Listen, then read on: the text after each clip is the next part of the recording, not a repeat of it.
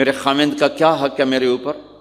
دونوں طرف کی میرے نبی نے زندگی سکھائی۔ میرے نبی نے فرمایا تیرے خامند کے جسم پہ پھوڑے نکل آئیں، پھوڑوں میں گندا پانی جمع ہو جائے، پیپ جمع ہو جائے، اور تو زبان سے چاٹ چاٹ کے اس کے زخموں کو دھوئے، تو بھی تو نے اپنے خامند کا حق ادا نہیں کیا ہے۔ تو اس طرح لائف کو بیلنس کیا میرے نبی نے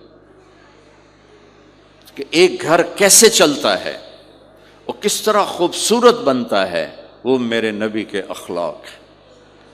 آپ سب سے ایک بات کرتا ہوں، برداشت کرنا سیکھ لیں، زندگی خوبصورت ہو جائے۔ صرف سارے اخلاق کو میں جمع کروں ایک لفظ میں، برداشت، اور اس کو شریعت میں صبر۔ صبر کرنا سیکھ لیں، زندگی خوبصورت ہو جائے گی۔ بچیاں ساس کی شکایت کر رہی ہوتی ہیں، کبھی خامند کی شکایت کر رہی ہوتی ہیں، کبھی اولاد ماں باپ کی شکایت کر رہی ہوتی ہے، کبھی اولاد ماں باپ کی شکایت کر رہے ہوتے ہیں۔ شکایتوں سے جہان بھرا پڑا ہے۔ آپ شکایتوں کو دفن کر کے ہونٹ سی لیں، صبر، آہ نہ کر لبوں کو سی، عشق ہے دل لگی نہیں، سینے پہ تیر کھائے جا، آگے قدم بڑھائے جا، یعنی زبان حال سے کہہ دے کہ ہاں ستائے جا۔ جو ستاتا ہے چپ ہو جاؤ، جو ستاتا ہے چپ ہو جاؤ۔ اللہ کی قسم آپ ایسی طاقت بنو گے کہ پہاڑ بھی راستہ دیں گے۔ سب سے مشکل رشتہ خامند اور بیوی ہے۔ سینکڑوں آیات اس کے لیے اللہ نے اتاری، ماں باپ کے لیے چند آیات، اولاد کے لیے چند آیات، بہن بھائیوں کے لیے چند آیات ہے، خامند اور بیوی کے لیے قرآن پڑھا پڑا ہے، پوری سورت اتاری ہے، اور سینکڑوں آیات اتاری۔ چونکہ ایک اس رشتے کی اہمیت، ایک اس کی نزاکت اور کمزوری کہ کوئی رشتہ ٹوٹتا نہیں سوائے خامد اور بیوی کے۔ میں ماں کا بیٹا ہوں، باپ کا بیٹا ہوں، اچھا ہوں یا برا ہوں، انہی کا ہوں۔ میرا نسب میری نافرمانی سے بدل نہیں سکتا۔ میں اللہ بخش کا بیٹا ہوں، میرا یہ نسب بدل نہیں سکتا، اچھا ہوں یا برا ہوں، اللہ ان کی قبر روشن کرے۔ خامد اور بیوی کا رشتہ ایک بول پہ ٹوٹ جاتا ہے، ایک بول پہ ٹوٹ جاتا ہے۔ اس لیے اس کو بچانے کے لیے آیات آیات آیات، اور میرے نبی کی شادیاں کہ کس طرح ایک گھر کو لے کے چلتے ہیں، کس طرح ہر مزاج کی عورت کے ساتھ سلوک کرتے ہیں۔ جہاد کا سفر، کاروباری سفر نہیں، میرے نبی کا، اور چلنے لگے، اعلان ہوا کوچ کرو، سب نے سواریاں کس لیں، سامان کس لیا، یوں چلنے کا حکم ہو رہا ہے۔ اور حضرت عائشہ رضی اللہ نے اپنا یوں دیکھا، اونٹنی پہ بیٹھ گئی تھیں، ہار کوئی نہیں۔ یا رسول اللہ میرا تو ہار کوئی نہیں، میرا ہار گم ہو گیا ہے، میرا ہار تلاش کریں، ہم پھر چلیں گے۔ تو میرے نبی کہتے تو وڈی آئی نواب زادی، میں جہاد تے بہ جانا تینوں ہار دی پائے گی، چل اگو لگ۔ میرے نبی نے کہا چلو بھائی عائشہ کا ہار تلاش کرو۔ اللہ کی قسم میں جب یہ واقعات پڑھتا ہوں یا سناتا ہوں، میں خود حیرت میں ڈوبا ہوتا ہوں کہ کیا کر دیا میرے نبی نے۔ جہاد کا سفر، اور میرے نبی کا ہار تلاش کرو بھائی، اب سارے ہار تلاش کر رہے ہیں۔ کچھ دن چھپ گیا اور ہار کی تلاش تو بند ہو گئی، اور سفر بھی بند، چونکہ اندھیرے میں کہاں جائیں گے۔ اور آپ کے ماتھے پہ شکن، عائشہ تیری وجہ سے ساری مصیبت ہے، اللہ دے بندی تو ہار دے مگر پہ گئی، کیڑی گل ہے ہار دی، ایک لفظ نہیں فرمایا۔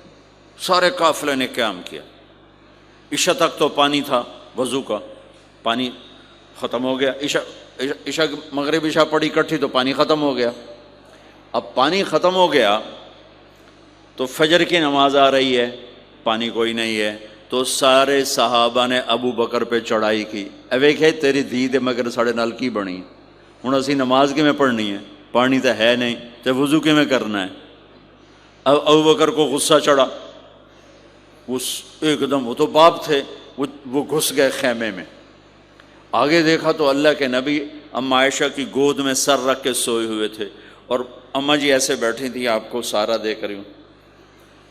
اب بولیں تو خطرہ ہے آنکھ کھل جائے گی، اور غصہ بھی چڑھا ہوا ہے، باپ بھی ہیں، تو اب مجھے دیکھو کیا کر رہے تھے۔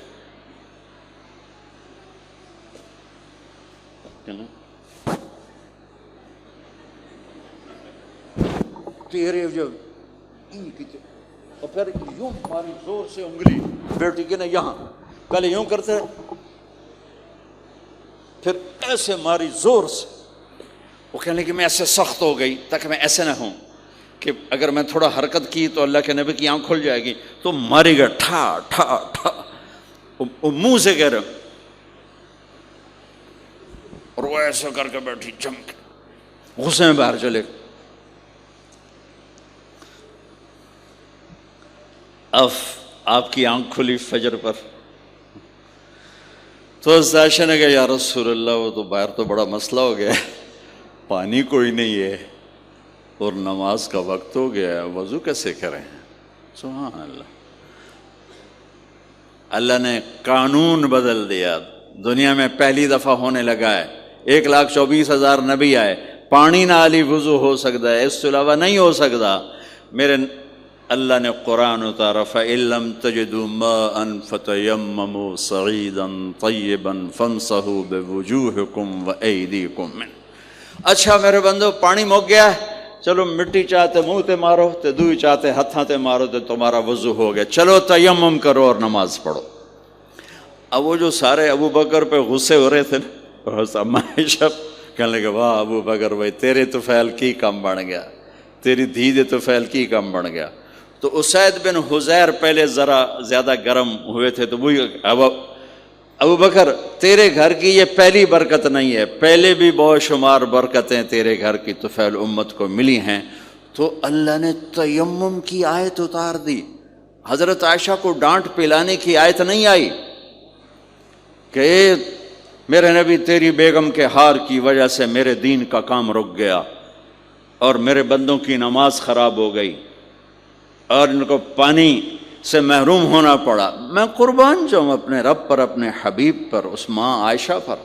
دنیا کی واحد عورت ہے جس کے سینے پر سر رکھ کر کسی نبی نے جان دی ہو.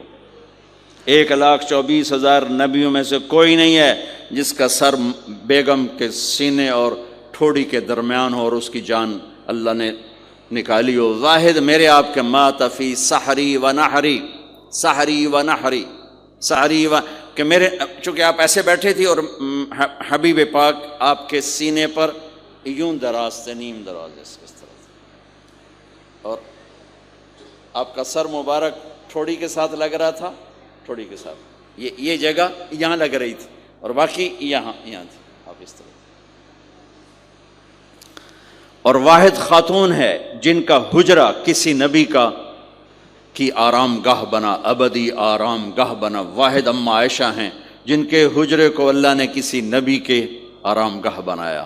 اور یہ واحد حجرہ ہے جہاں 70,000 فرشتہ صبح آ کے درود و سلام پڑھتا ہے اور شام تک پڑھتا ہے، اور شام کو 70,000 نیا آتا ہے اور صبح تک درود و سلام پڑھتا ہے اور واپس چلا جاتا ہے. کائنات اللہ جب مسلمان دنیا سے مٹ جائیں گے، مسجد نبوی مٹ جائے گی، بیت اللہ مٹ جائے گا، مدینے کی ایک اینٹ باقی نہیں بچے گی. مکہ کتنے بڑی بڑی بلڈنگیں، ایک اینٹ باقی نہیں بچے گی. اور وہاں سے گزرتے ہوئے لوگ کہیں گے لگتا ہے اتنے کدی آبادی ہوئے گی، اتنے لگتا ہے کدی آبادی ہوئے گی. یہ زبانوں پہ ہوگا. جب سارے نشان مٹ جائیں گے اس وقت بھی 70,000 فرشتہ آ کے درود و سلام صبح سے شام تک پڑھے گا اور شام سے صبح تک پڑھے گا.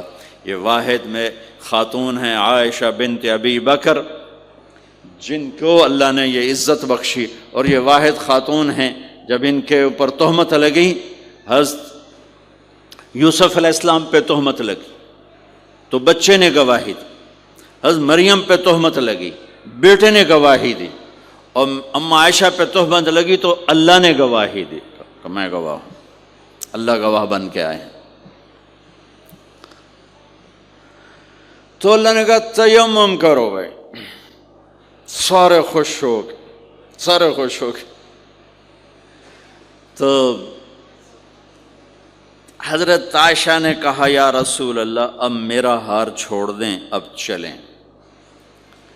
تب آپ نے کہا چلو بھائی کوچ کرو. اس سے زیادہ کوئی دلداری کا واقعہ پیش کر سکتا ہے؟